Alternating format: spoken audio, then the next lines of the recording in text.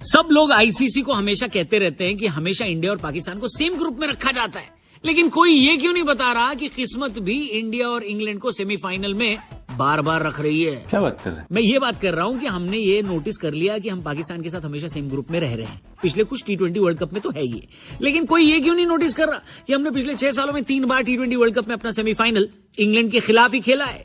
2022 T20 world cup semifinal हुआ था Australia में, इंडिया वर्सेस इंग्लैंड, जिसमें इंग्लैंड ने हमको सेमीफाइनल में हराया था और फिर फाइनल में पाकिस्तान को हराकर ट्रॉफी भी जीती थी। फिर 2024 T20 world cup West Indies में हमने इंग्लैंड को सेमीफाइनल में हराया था और फिर फाइनल में जाकर साउथ अफ्रीका को हराकर ट्रॉफी जीत ली थी। और अब लगातार तीसरी बार हम T20 वर्ल्ड कप का सेमीफाइनल इंग्लैंड के खिलाफ ही खेल रहे हैं। स्कोर है 1-1। देखना है कि अब की बार वानखेड़े में बाजी कौन मारेगा। लेकिन इससे पहले कि हम सेमीफाइनल पर शिफ्ट हों, पहले कल के मैच से बाहर आने का मूड नहीं कर रहा भाई साहब। संजू भाई ने क्या धोया है, उनको तो जस्टिस मिल गया, लेकिन इसके बावजूद इंडिया वर्सेस वेस्टइंडीज मैच की कुछ ऐसी हाईलाइट हैं जिन पर शायद आपकी नजर नहीं गई होगी। आज की वीडियो में हम आपको वही बताएंगे। आप चौंक जाओगे सुनकर तीसरी वाली बात, इसलिए रहना हमारे साथ, वीडियो पूरी देखना और चैनल को सब्सक्राइब करना। तो दोस्तों शुरू करते हैं हाईलाइट नंबर 1 से। इंडिया वाले संजू सैमसन की इनिंग में इतने मगन हो गए और सेमीफाइनल जाने की इतनी खुशी मिल गई कि कई लोगों ने नोटिस ही नहीं किया कि हमको ये मैच जीतने में एक बहुत बड़ी भूमिका शिवम दुबे की भी थी।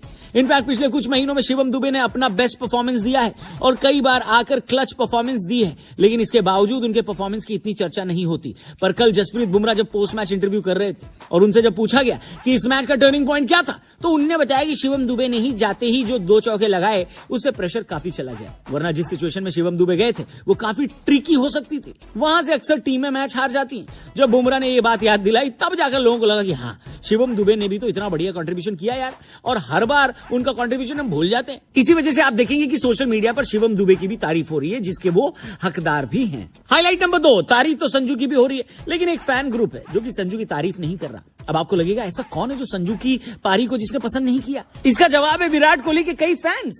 जी हाँ, मैं भी देखो अपने आप को विराट कोहली का ही फैन मानता हूं, उस फैन क्लब में खुद को शामिल करता हूं, लेकिन संजू की कल की पारी के बाद विराट कोहली के कुछ टॉक्सिक फैन क्लब संजू को निशाना बना रहे हैं और बिना किसी बात के उनको नीचा दिखाने की कोशिश कर रहे हैं। हालांकि रोहित, धोनी और बाकी फैन क्लब इस बीच संजू का बचाव कर रहे हैं। अब आपको लग रहा होगा कि आखिर विराट कोहली के फैंस संजू के पीछे क्यों पड़े? मैं आपको बताता हूं। असल में बात ऐसी है कि बिना विराट कोहली के T20 वर्ल्ड कप में एक बड़ी चेज अभी तक टीम इंडिया नहीं कर पाई थी।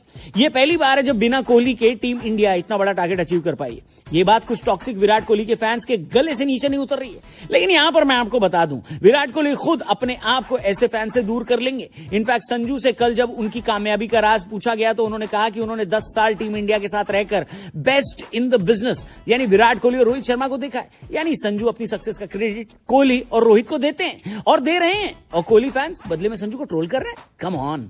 वेल, तीसरी हाईलाइट की तरफ बढ़ते हैं और सबसे अजीब बात बताते हैं आपको। सिर्फ विराट कोहली फैंस नहीं, बल्कि कुछ और इंटरनेट के कंटेंट क्रिएटर्स हैं जिन्होंने एक स्क्रीनशॉट वायरल कर दिया है, जिसकी वजह से संजू को ट्रोल किया जा रहा है। बॉस, जो स्क्रीनशॉट है वो संजू की इंस्टा प्रोफाइल का स्क्रीनशॉट है, जहां पर उन्होंने कोलकाता में जो इनिंग खेली उसकी भयंकर सारी पोस्ट दिखाई दे रही है। मतलब उनकी पूरी टाइमलाइन इस तरह के पोस्ट से भर गई है, जहां पर उनके शॉट, उनके पोस्ट मैच इंटरव्यू, उनके मैन ऑफ द मैच लेते हुए फोटो और वीडियोस, इनसे भरी हुई है उनकी timeline.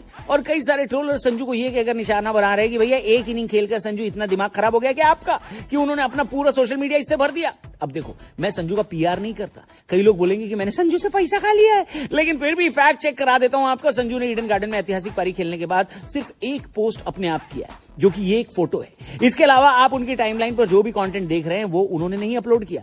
ICC, star sports, Chennai super Kings वगैरह का कंटेंट है जो उनके कोलैब में पोस्ट किया गया है। यानी संजू ने खुद ये सब पोस्ट नहीं किया दोस्तों, उन्होंने बस कोलैब एक्सेप्ट कर लिया और उनकी खुद की पोस्ट इस पारी के बाद सिर्फ एक ही है। इसीलिए मैं कहता हूं कि अगर उन्होंने खुद भी 10 पोस्ट कर दिया होता तो भी क्या जाता भाई। इतनी बढ़िया पारी खेली है, इंडिया को सेमीफाइनल में पहुंचाया है, रिकॉर्ड रन चेस किया है। बलिया में रहने वाला गोलू खेत में जाकर 10 सेल्फी लेकर पोस्ट कर देता है तो चलता है आपको? संजू अगर इतनी पोस्ट कर रहे हैं तो क्या गलत कर रहे हैं? बोलो बोलो, टेल। वेल, इस पे आप क्या सोचते हो? कमेंट करके बताना। क्या लगता है, संजू ने कुछ ज्यादा ही पोस्ट कर दिया या फिर आपको लगता है कि बेकार में लोग इनको गालियां दे रहे हैं, ट्रोल कर रहे हैं? जो भी आप सोचते हो कमेंट करना, चैनल को सब्सक्राइब